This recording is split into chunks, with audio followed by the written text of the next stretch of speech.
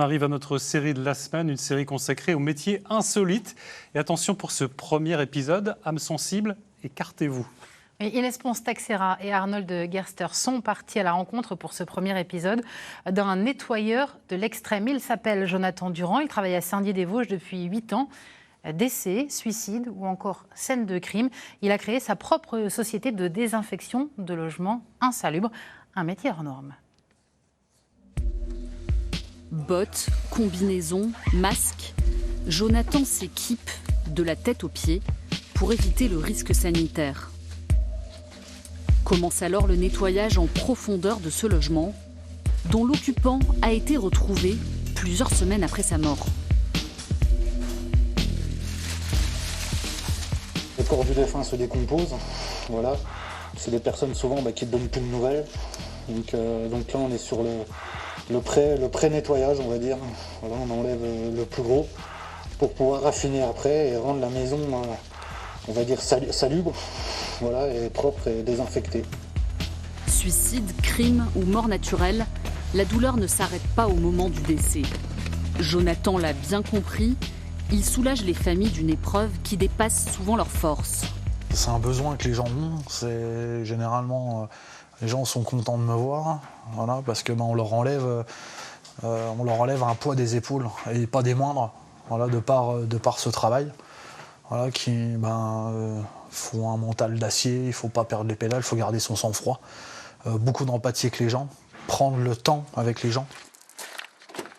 À quelques kilomètres de là, Jonathan est appelé pour nettoyer un appartement dont le locataire souffre d'un syndrome très particulier.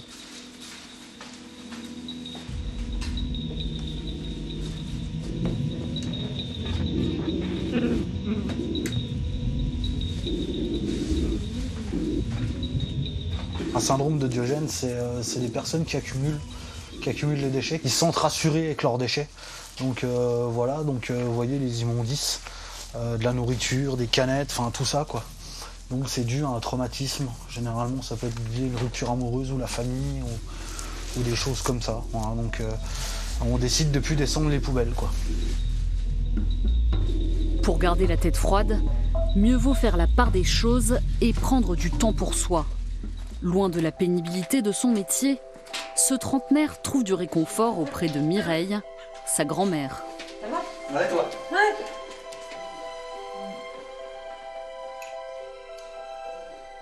C'est mon deuxième chez moi, quasiment. Toujours de la positivité, hein, c'est mon deuxième chez moi. Ça sent bon là, voilà. Puis c'est propre. Je le trouve courageux, ouais. Courageux parce que c'est pas simple, c'est un boulot qu'il fait tout seul. Il donne beaucoup de son temps, beaucoup de sa vie personnelle, parce que oui, c'est vrai que il y a des gens à qui ça fait peur ce genre de boulot. Ça peut paraître morbide, ça peut paraître donc c'est angoissant quelque part. Et je pense que quand il vient ici, il peut rire, il peut se reposer, il peut dormir. Nettoyeur de l'extrême, un métier rare, aussi difficile que nécessaire. On a les deux pieds dedans, dans toute la misère du monde, mais il faut des gens pour le faire. Voilà, il y en a qui ne peuvent pas, voilà, ce que je comprends. Puis il y en a d'autres qui peuvent. Il faut être je pense qu'il faut être un peu fou pour faire ce métier. Voilà.